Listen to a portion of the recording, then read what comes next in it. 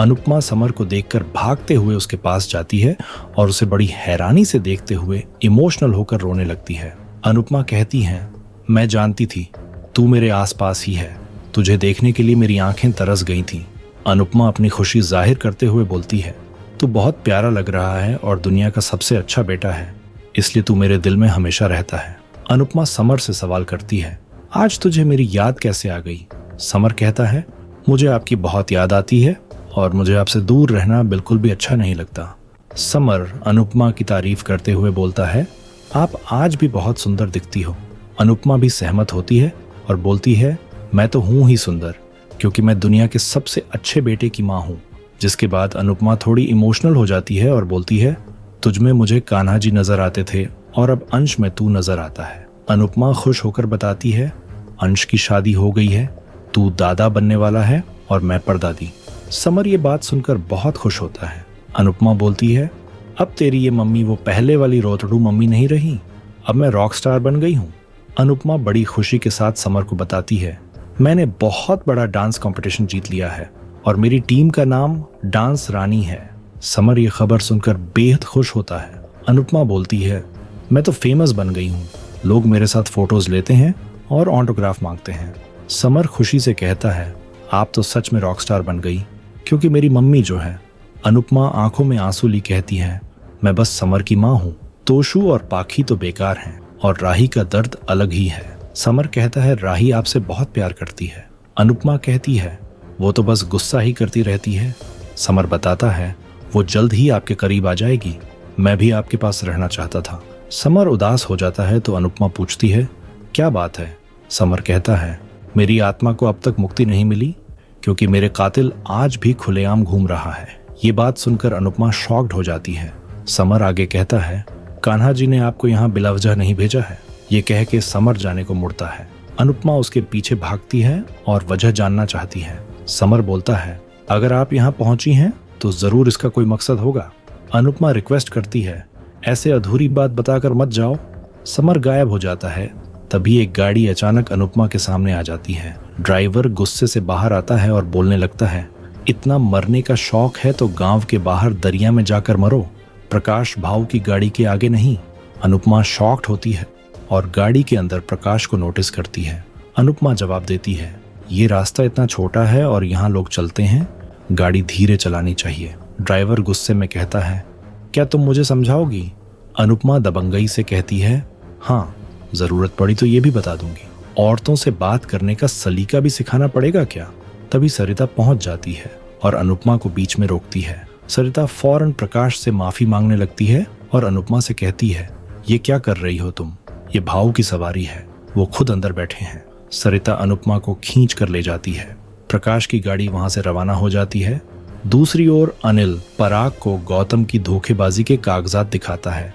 पराग बोलने लगता है, अंश इस मुश्किल में हाथ बटा सकता है, पर मोटिबा बीच में टोकती है, क्या अब इतने बुरे वक्त आ गए कि हमें शाह खानदान से मदद लेनी पड़ेगी?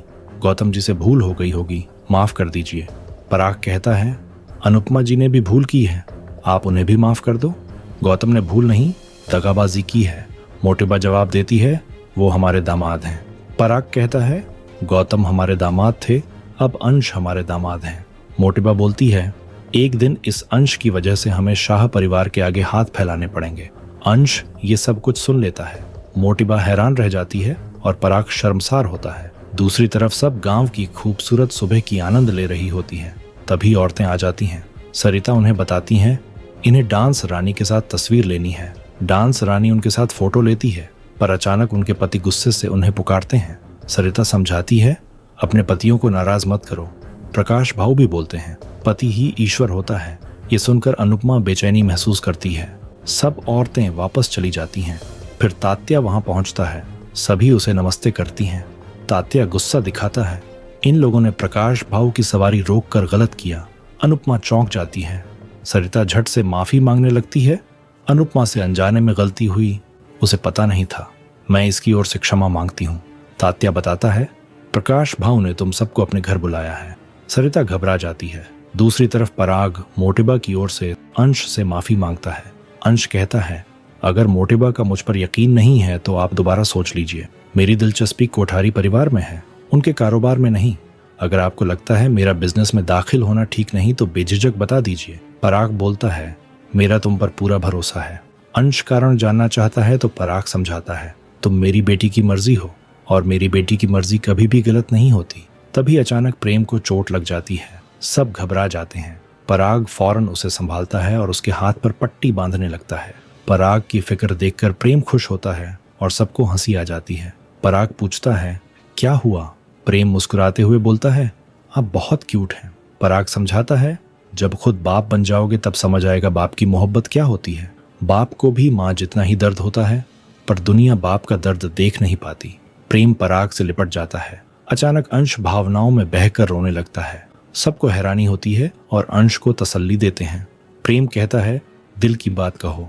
अंश आंसुओं के साथ बताता है, आज मेरे पापा की पुण्यतिथि है। आप दोनों को देखकर महसूस हुआ मैं जिंदगी में कितनी बड़ी चीज से महरूम हूँ। पराग अंश को सीने से लगा लेता है और सभी उसे दिलासा देते हैं। अंश आगे कहता है, बच्चे अपने पापा जैसा बनना चाहते हैं, लेकिन मैंने अपने पापा को सिर्फ फोटोज में देखा है। पराग प्यार से कहता है, मैं तुम्हारे पापा जैसा ही हूं ना, मैंने तुम्हें अपना बेटा समझ लिया है। ये सुनकर अंश पराग से चिपक जाता है और उसे पापा पुकारता है।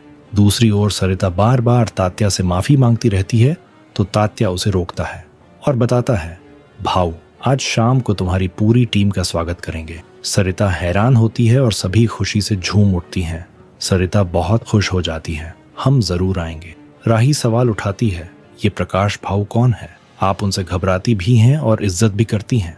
देविका बोलती है, मुझे भी जानना है प्रकाश कौन है। तभी तात्या गुस्से में डांटता है, उन्हें प्रकाश भाऊ कहकर बुलाओ। अनुपमा कहती है, हम सच में जानना चाहते हैं प्रकाश भाऊ कौन है। सरिता बताने लगती है, प्रकाश भाऊ इस गांव के देवता हैं। उनके सिर पर भगवान का आशीर्वाद है और हाथों में दिव्य शक्ति। जब तक वो हैं इस गांव में कोई बुराई नहीं हो सकती। तात्या आगे कहता है, यहाँ कोई भी बीमार होता है तो सीधा प्रकाश भाऊ के पास पहुंचता है। वो अपनी चमत्कारी शक्ति से उसे तंदुरुस्त कर देते हैं। जसप्रीत इम्प्रेस होती है, ये तो कोई महान इंसान लगते हैं। तात्या सुधारता है, महान नहीं देवता हैं। अनुपमा अपनी बात रखती है, किसी में आस्था रखना अच्छा है पर अंधविश्वास नहीं। तबीयत खराब हो तो हॉस्पिटल जाते हैं, मरीज का इलाज डॉक्टर के पास ही होना चाहिए। प्रार्थना के लिए आप कहीं भी जा सकते हैं। तात्या सवाल उठाता है, तुम्हें लगता है हम भाऊ पर अंधविश्वास रखते हैं? अनुपमा समझाती है, साइंस और विश्वास साथ साथ चलने चाहिए। तात्या नाराज होता है, हमारी पुश्तैनी परंपरा के बारे में गलत बोलने का हक तुम्हें नहीं है। ऐसी बात प्रकाश भाऊ के सामने कहने की हिमाकत मत करना। तात्या आगे बताता है, प्रकाश भाऊ ने तुम सभी मेहमानों के लिए जरूरी चीजें भिजवाई हैं। वो सामान मंगवाता है। प्रकाश के लोग सामान लेकर आते हैं। तभी राही एक शख्स को देखकर चौंक जाती है। उसे याद आता है, यही बंदा रात में अनुपमा के पास आया था। राही उसे घूरते हुए शॉक्ड हो जाती है। आने वाले एपिसोड में अनुपमा डांस रानी के साथ नवरात्रि के जश्न में शामिल होती है, जहां प्रकाश भाऊ की शानदार एंट्री होती है। सरिता दोनों को मिलवाती है। अनुपमा और प्रकाश दोनों हैरान रह जाते हैं। आपको क्या लगता है, क्या प्रकाश अब अनुपमा को मरवाने की कोशिश करेगा?